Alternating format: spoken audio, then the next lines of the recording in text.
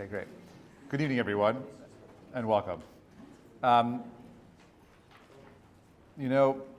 We've had many conversations over the past few months about love, and ever since October the 7th, and this year in general, with a close to a 800% spike in anti-Semitism, with so many people hating us and so much hate lobbied towards us, and us Jews, as who live through this and who experience it. Yet you still find Jews that are unable to truly express some of the challenge that Jews are going through, and I think that a lot of it has to do with their inability to hate. And what I'd like to do tonight is I want to teach you the importance of hatred, which is like a strange conversation to have with a group of people because it's all about love, right? All you need is love, right? And but no one really speaks about hate. And the question is, where does hate play a role in Judaism? Now, I thought about this because there was an article I read over Purim by Dr. Norman Lamb, and who tells a story about he wrote this article March 6th, 1973. It's 50 years ago. And he writes an article 50 years ago about a professor at Hebrew University who would go to Yerushalayim on Purim, right? So that he would not have to celebrate or hear the Megillah, so he would not have to stomp out Haman's name. And then on Shushan Purim, he would go to Tel Aviv, so he still would not have any obligation to hear the Megillah. And this way he was halachically, completely, absolved from having to hear the Megillah, because he did not believe in vengeance and hate. And these were, ancient, archaic ideas. And he figured out a loophole of kind of breaking the system. Every Jew loves loopholes. And this one was no different. This is generally a Jew that likes loopholes. That, to me, is an indication of how religious they are. This professor is super religious, obviously, because he found this great loophole. He would travel back and forth, find a hotel, and move away from his home so he could go ahead and get out of hearing Megillah. So now, maybe he's right. Maybe there are ideas in the Torah that are archaic, and hate certainly seems like one of them. Who says that hatred is a good thing? Doesn't hatred open up us up to all kinds of horrible ideas and thinking? Isn't hatred what the other team does? And the idea of Amalek, that you're going to go ahead and, that word has been used so much by Goyim. I love it. Amalek. The Amalek. They quoted Amalek. They called the Palestinians Amalek. Everyone knows Amalek is about genocide. The Jews are trying to commit genocide, right? And then what does that mean exactly? How do you hate a people that you don't know? Does God really want me to wipe out every single man, woman, and child? If you read the Haftorah this past week, right, you read about Shmuel and his chastising Shaul for not getting the job done, and then Shmuel himself killing Agag, but not knowing that the night before Agag left a child in the world, and that's where all of Amalek comes from, this one kid that survived. We were so close to wiping out Amalek. So what does it mean to hate? How do you hate? Now, I say this, and it's a joke. Like I've been like very focused since this Purim that it's my mission to teach my children how to hate.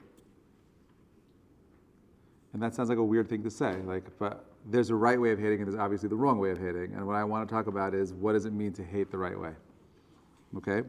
So first of all, it says in the first source over there, "V'hayamim ha'ela niskarim v'na'asim b'chol dor v'dor, mishpacha u'mishpacha, medina medina, ve'ir ve'ir." V'mei Purim ha'ela lo ya'avru mitoch ha'Yehudim v'zikram lo yasuf miz'aram. This is something that's going to happen from generation to generation. We're always going to tell the story, no matter what. We say Bayamim Hahem. What does that even mean? Bayamim Hahem Bizman hazeh. It's like a weird Bayamim Hahem in those days. Bayamim Hahem in those days. Bizman hazeh today. What the Chachamim were saying, what Mordechai and Esther are telling us, that the things that happened so long ago are still happening today. Don't think that the story is irrelevant. It may sound irrelevant because there's kings and queens and banquets and all sorts of things, but the plot is exactly the same, right? There's one man who hates Jews. Okay, Achashverosh also did, by the way. He also hated Jews. And he just he felt like it was beneath him to go ahead and like kill all the Jews. But this guy Haman, who's willing to pay for it, double whammy, a score. I get to get rid of the Jews and I get paid for it. Win-win. It's not coming from the king, it's coming from this guy. He paid for the decree, it's all on him. That was Achashverosh's thinking, according to Chachamim. Okay? But one day where you have a law called kill a Judah, Hamas would love that. Hamas would pay a lot of money to pay the UN to create a law that gives permission to the world to kill every single Jew in one day. What's that? No, it's not. It's not in law. It's again right now they're still labeled as terrorists. But depending on what side of the aisle you're from, other people see them as freedom fighters. Freedom fighters fighting for freedom. And how do you fight freedom? By killing Jews. Right? That's how you find freedom. You kill Jews, you rape them, you burn them, you torture them, you do all kinds of horrible, horrible things. And that's called freedom fighting. Okay? However, we know that the Pasuk in Tehillim says, Ove Hashem sin'u ra. If you, my friends, are part of those individuals that still have a moral compass because you believe in God, okay, that means you hate evil. Right? The people that have morality hate evil. If you have no morality, then, well, what is immoral? Maybe Hamas was right. That maybe Israel is being, maybe they are at fault over here because they created an open air ghetto, prison, a concentration camp, they like to call it. Right? I wish that the concentration camps in Auschwitz looked like the concentration camp in Gaza, where people own cars, houses, have supermarkets, and have beaches to go to. Right? It's Israel's fault because they're completely blockading all of Gaza and ignoring the fact that Gaza shares a massive border, which is more secure with Egypt than it is with Israel. Right? So we have to understand what it means to hate. And I'll say more than that. It's not just a moral responsibility to hate. Right? Because I'm going to argue you have a moral responsibility to destroy and stomp out evil. Right? If you see evil and you ignore it, you are complicit in that evil. And you may be worse than the person perpetrating the evil. If you recognize something that is wrong and you do nothing about it, and you stand silently, right? The Gemara says, Shtika kehoda'ah. That silence is a form of admission. So you watching the evil, you watching someone get hurt and doing nothing, you're complicit. You're just as bad as the bad guy. Right? And people make this mistake, and I believe this is where America is today. It's not that they don't hate, right? It's worse. They're indifferent. Indifference is way worse than hate. That means you don't care. Who cares? What's the big deal? Some Jews died. Who cares? What's the big deal? There was a Nova festival. Who cares? What's your problem? Relax. Don't worry. Why are you attacking them? They're poor people there, right? They're stuck. They don't have upward mobility. They're poor. What do you expect? What do you think is going to happen? We're indifferent. Don't worry about it. It's okay. No one stops to recognize. There are few people out there that recognize the evil and call it out.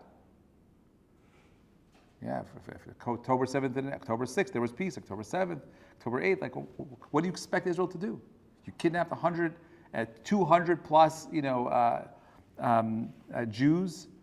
You're keeping them in the most horrific conditions. You've gone out and you molested Jewish women and men and children. I mean, like, what kind of animals are these people? What are they doing? Who are these people? What's our response supposed to be?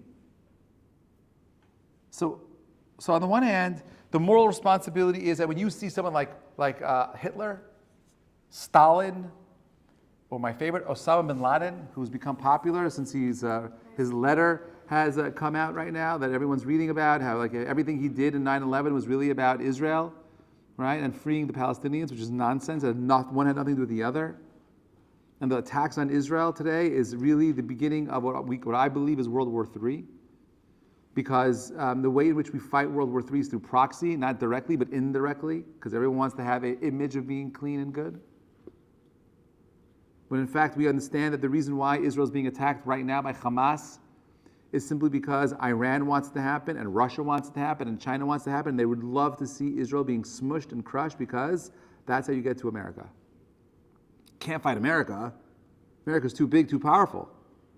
Too many allies with America, but Israel, no one likes the Jews. So we could embarrass the West by destroying and wiping out Israel. I could go ahead and get the world to hate you for being a Jew, because everyone hates Jews anyway. And so this is easy. So it's a win-win. We get the Palestinians back their land. Everyone hates the Jews anyway, and we humiliate the West all at the same time. But if America had a backbone, and by the way, the only way you and I can have a backbone today is by having moral clarity. The only way to have moral clarity, I believe, at its core, is to have a belief in a God. If there's no God, there's moral, it's all going to be relativism. Depending on your society, your group, your people, your community, and so on forth, there's no morality. And therefore you choose what kind of world you want to live in. As America moved into a world of moral relativism, it became clear and clear that they don't believe in God.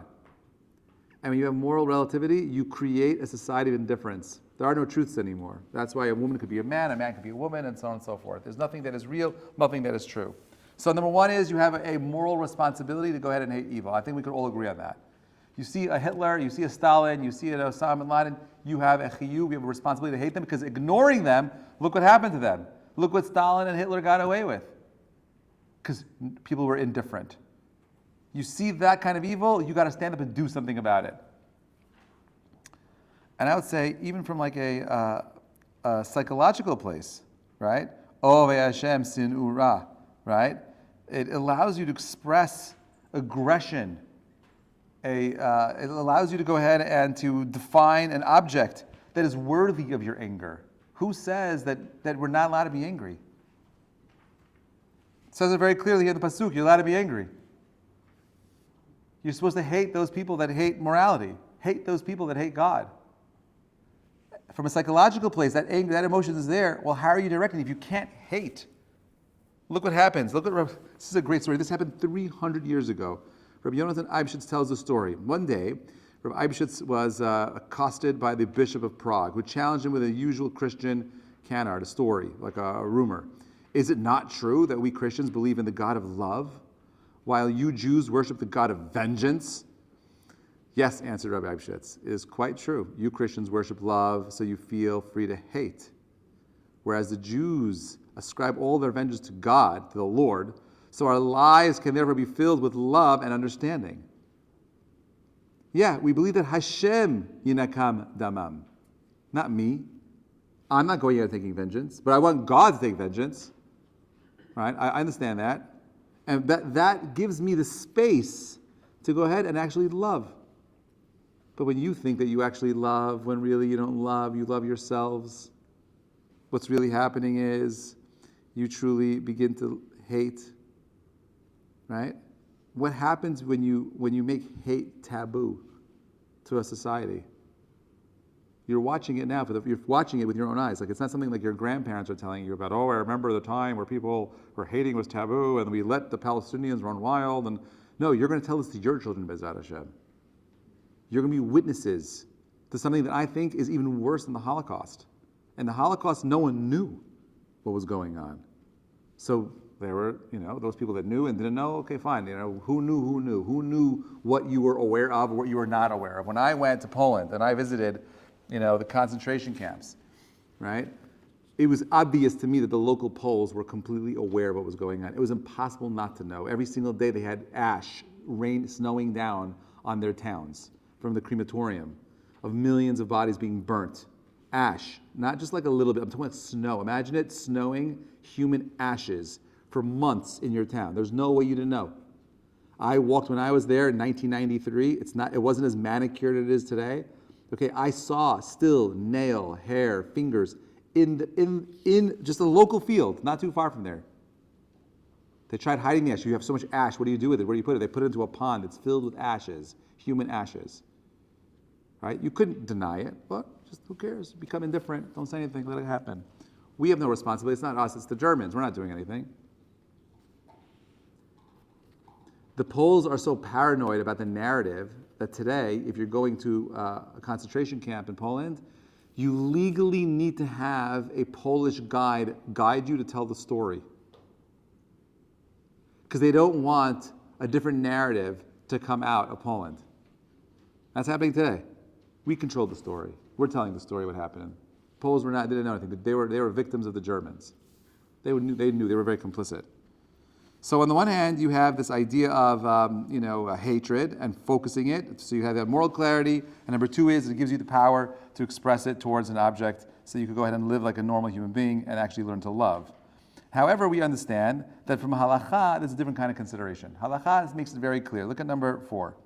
Lo tisna et achicha bilvavcha. You're not allowed to hate your brother in your heart. Okay,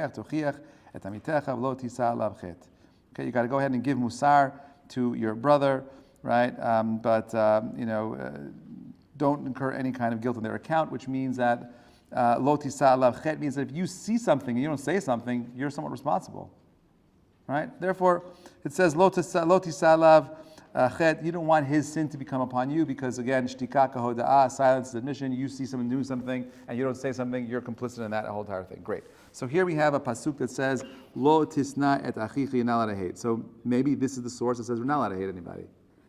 There's a mitzvah, havta l'recha kamocha. I don't have to put it in here, you guys all know that one already. But maybe lo tisna over here, I mean, this is the real source over here. But it also says, by the way, I did not put it in here, it's in Tehillim in 139:21. It says, Halo misanai Hashem esaneh. You know Hashem, I hate those who hate you. That's David Melech. He talks about it very clearly. David hates people that hates Hashem. What's he saying over there in Tehillim? He's saying those people that lack moral clarity are the people that I hate. The people that have a disconnect or an inability to stand up to do what is right are the people that he hates. Look what Rambam says. Whoever hates this fellow Jew in his heart transgresses the Torah prohibition, as it states, right? Lo tisna achicha, right? Don't hate your brother. Turn the page with me. What is unliable for lashes? The minimum punishment given for violating a Torah commandment, for violating a prohibition because no deed involved. This is the principle followed throughout the Torah law. Court administers punishment only for actions, not for thoughts or feelings. That's thank God. The Torah only warns us against hating in our hearts. Okay, so that means you see something you don't like, you can't hate in your heart. Well, what does that mean exactly? Here we see a prohibition that involves only our emotions. We are forbidden to harbor such feelings in our hearts. However, a person who beats a colleague or insults him, Sefer Mitzvot goes further and states that a person makes known his hatred for his colleagues, even though he transgresses the prohibition against seeking vengeance and or bearing a grudge. He does not violate this prohibition. This is the mitzvah. Thus, this mitzvah forbids holding feelings of enmity in one's heart when they are never expressed, although he is not permitted to do so. Rambam mentions prohibition against the insulting his fellow Jew in Halacha 8. Okay, let's just skip over to past the bold, the italicized. Hilchot Sanhedrin does not violate the prohibition, you shall not hate. Sefer Mitzvot says, the Rambam describes this hatred a more severe than anything else. What is the Rambam saying over here? I can't hate in my heart, but I can hate, I can articulate my hate. What does he want? What does the Rambam want over here? Yeah. Maybe that you can't, when you hate for Hashem's sake and because they're doing something wrong, it's not that you hate them and you're like trying to like go against them and you feel it, but you want them to like, I guess, like switch how they're acting. Like it's not that you're hating them because they did something to you, but because they're not acting proper. Okay, good. So you're getting to the answer right away. We're going to see that in a moment. Let's keep going for a second. We're going to come back to that. Ready? The hatred mentioned in the Torah is not from the idolaters, but from Israel. We're not talking about over here just hating your brother, meaning your non-Jewish neighbor. We're talking about a Jew. And how can there be hatred among Israel from Israel? And the verse says, you shall not hate your brother in your heart. Sages said this refers to a case where one saw him alone committing a transgression and warned him, and he didn't repent. It is a mitzvah to hate him until he repents and turns away from his wickedness. Why does it matter if he's doing something wrong? And that you warned him and only then you could hate him. Just think about that. Now, even though he has not yet repented, if one finds him in a state of panic with his load, it is a mitzvah to load and unload with him. And one should not leave him leaning towards death, lest he delay because of his property and come into danger. The Torah is strict about the lives of Israelites, both wicked and righteous, since they are attached to God and believe in the fundamental principles of faith. As it says, say them as I live. Okay, fine. So the Choshen Mishpat says like this, yeah, it's true that if you see a Jew doing something, after you warn him, okay, you're allowed to go ahead and hate him. he does a transgression, you could hate him. However, that hatred does not permit you to allow him to suffer. So what is the hatred we're talking about over here? Right? Look at the Chazon Ish, the next one. I didn't put it in there. It says as follows. It says, since we no longer know how to reprove the sinner properly, therefore every sinner must be regarded by us as one who has not yet been reproved. Meaning, the way in which this person gets to the state of being hated is through giving tochacha, giving him musar. Oh, you did this wrong. Since today, he says, Chazon Ish says, we don't know how to give tochacha anymore. We don't know how to reprove. That means this person can never ever get to the status of being a sinner. Okay? Hence, it is a mitzvah to love the evildoers. Rabbi, this is so confusing. Why can't Judaism just be straightforward? We must strive to bring them back to Judaism with bonds of love, to allow the rays of light to illuminate them to the extent that we are able. Okay, great. So, what's he saying over here? Today, you and I are no longer in the position, we're no longer put into a position where we can hate people because we don't know how to give musar anymore.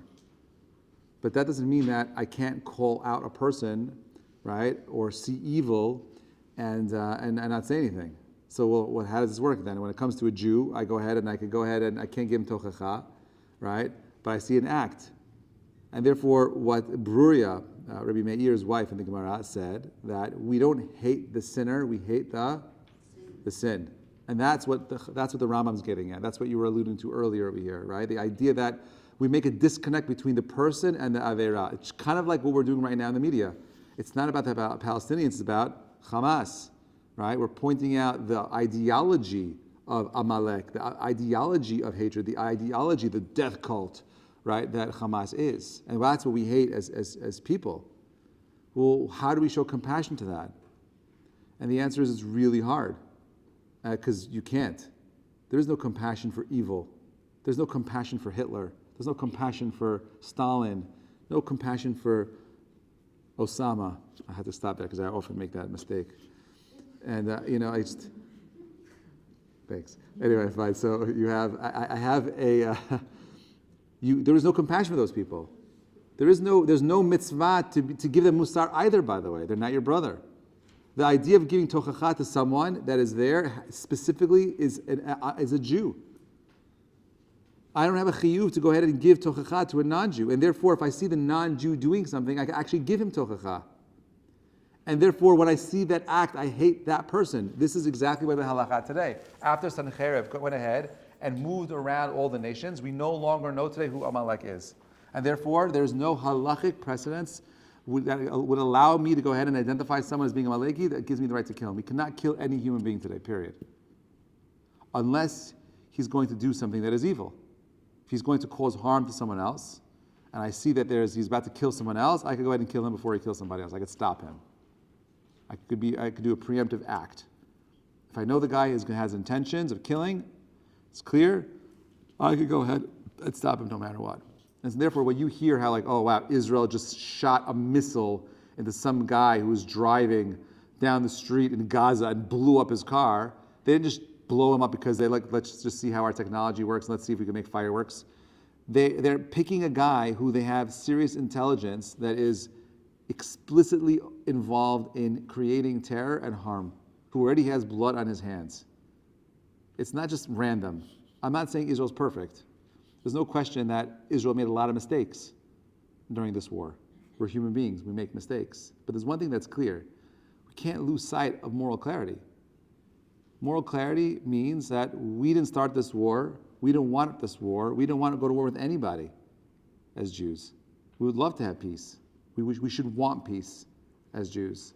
But when it comes to defending ourselves, when it comes to fighting for our lives, we should fight ferociously like lions, like warriors who are starving with no way out until the very, very bitter end. We're not going to give up.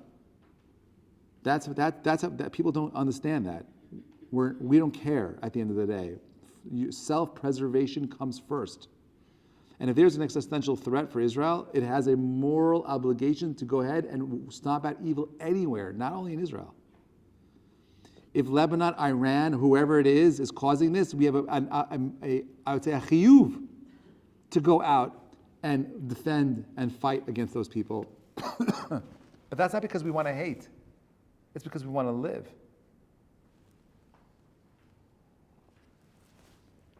The definition of love is to give.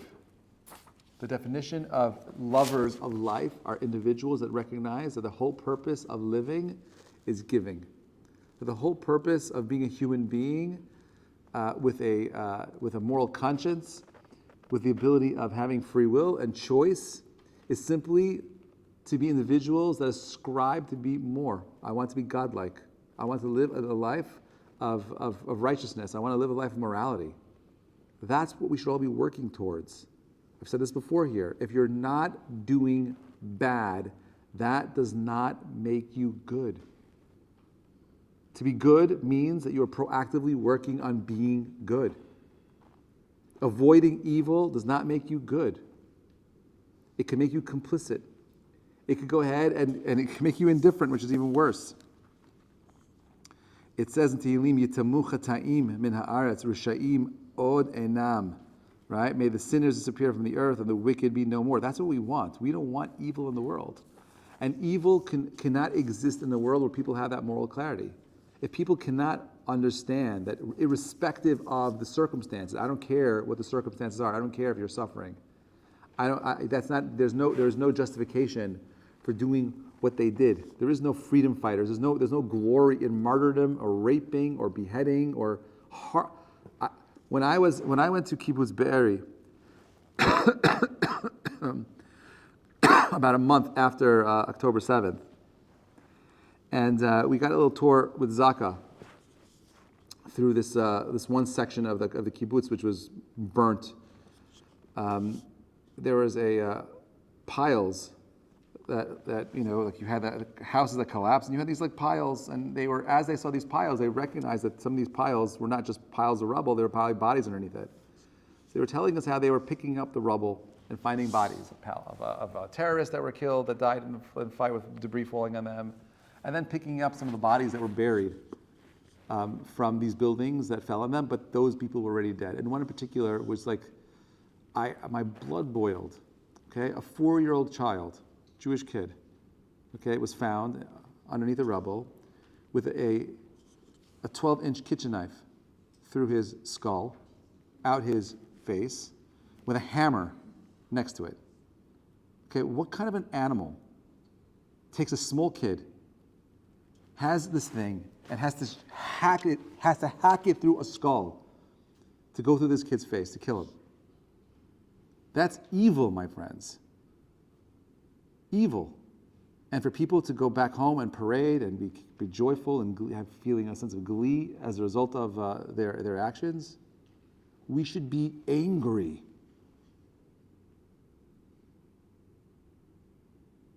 We should be angry. Forget about sadness. This is not a time for sadness now. You should feel hate for these people for what they did. But you haven't given your chance to hate because hate is such a bad thing. Hate is not a bad thing when it's pointed at the right circumstance. I don't want you to be a hateful person. I want you to recognize those things that require us to get an emotional response, because if you don't have that response, you, God forbid, may become indifferent, and that's worse. When you become indifferent, you become part of the walking zombie apocalypse. The Walking Dead. People come to work, they go home, same thing over and over again. They're not living life. They're letting life happen. That's not living. So what is Purim about? Why was this professor 100% wrong? We have to stomp out Haman's name. We have to remember hatred. We have to be clear about our moral responsibility to humanity. I'm not saying we should go ahead and commit genocide in Gaza. I'm not saying that. I'm saying that we find a way of wiping out Hamas, and I'm not a geopoliticist. I don't know what the right response is, honestly. The whole thing is so hopeless. When I was there on Simchat Torah in the morning at 7:15 a.m. and I was brushing my teeth, my mom barged into my bathroom to tell me, Israel's at war. I'm like, what are you talking about? Like, I'm just brushing my teeth, I'm going to my Knesset. And when I finally was able to download and process what she was saying to me, my first thought was, oh my gosh, I know exactly what they're going to have to do, and it's going to be horrible. Right? That's exactly what I thought. Like, oh my gosh, they did that. Like, I know what that response is going to look like, and it's going to be horrible. And I felt horrible for Israel for having to for being forced to be put into a position to respond that way. Right? And I knew for the backlash that would come as a result of that response. There was no other choice. They had to respond that way. They could have been more sophisticated in how they expressed themselves, and certainly messaging was important. And we're horrible at messaging. We're so smart, we can't figure out how to communicate to the world in a way that's meaningful. But we're still in this, and I don't think it's going away. And I would like, part of me wants to believe that it's going to get better soon, and this whole thing comes to an end very quickly because Mashiach is like coming tomorrow, and we could go dance and forget about this, and he could kill all the evil because he said it's evil, and we could just do whatever he says, and it's great, amazing, I'd love that. But there's also a possibility it doesn't happen immediately tomorrow. And there's a possibility this gets dragged out for a little bit longer. There's a possibility there's a second front that happens in the north. That if you think this part of the story was bad, it might get a little bit worse before it gets better. I don't know how it unfolds. I know that we're always being tested. Well, the only way you could overcome the tests, I believe, that are about to unfold, whichever way they come, even if Mashiach comes tomorrow, is by having moral clarity. You don't have moral clarity. I don't know. If you hear Mashiach coming, you may think he's the bad guy. God forbid. Right? Well, what are we doing to gain moral clarity? Do you feel that rage? Are you motivated to get up and do something? And I don't know what that means. I don't even know what it looks like. I can't tell you, okay, everyone here tomorrow, let's go and do. I don't know what to do. I don't know what to tell you to do. But the only thing I do know is that if you don't feel anything, something is wrong. I'm not talking about sadness and melancholy. I'm not talking about depression. I'm not talking about that feeling. I'm talking about the feeling like there's evil that has been unleashed into the world, and I have a responsibility to do something about it, because if I don't do something about it, I might be considered an evil person myself. We don't hate the individual, we hate the action. The evildoer is just as bad as the one that's ignorant, as the one that sits there idly and doesn't do anything about it. Look at these last quotes. We'll end with these quotes and we'll call it a night. The only thing necessary for the triumph of evil is for good men to do nothing. The opposite of love is not hate, it's indifference. Indifference and neglect often do much more damage than outright dislike. The price of indifference is paid by others, and silence is like consent. That's it. Like that's my class tonight. Yes, you're allowed to hate, and if you don't feel hate, then you've bought into this Christian idea of love, and that love gives you the permission to hate the wrong things. But if you believe that God will take vengeance on all those that deserve that vengeance, and if you believe that you can actually point out to that evil that exists in the world, my friends, you're stronger for it, not weaker for it. So you choose how you're going to respond to whatever unfolds. That's on you. But I'll tell you this much. If you can't point out to the evil guy, the people that are fighting against you, you can't point out, and it's not clear to you 100% that these are the people that are perpetrating evil, you've already lost. Game over. If you walk away from everything that happened up until now, and you think that, maybe we should just feel sorry for some of these people, right? No, when you see evil, your responsibility is to stomp it out. I ask Hashem to bless us with the clarity, to find the moral clarity we need, the emotions necessary to stand up but do what is right. We should have the clarity to recognize that indifference is not an option. We can't afford indifference, especially when we're living in a time where so many people hate us. Now is the time to look around and figure out how you're getting closer and closer to the people around you, because as a Jewish people, I know the numbers. It's not growing. We're not growing as Jews. We're definitely getting smaller as Jews. How many Jews have we lost in this conflict because of media, because of lack of moral clarity? There are going to be a few standing Jews that maintain that moral clarity. I hate to say this because I know I'm the rabbi, but if you're not learning, not coming to this class, I'm not talking about edutainment, if you're not learning, you're not going through halacha, you're not spending time growing yourself as an individual, you're not developing the self, you're not building that moral clarity, you, God forbid, will be washed away in the sands of time. And I don't want that for anybody here. Hashem should bless you with that clarity. You should live that clarity. Bezrat Hashem will continue the conversation next week. Have an amazing week, everybody. I'll take questions if anyone has questions. Yeah. No questions.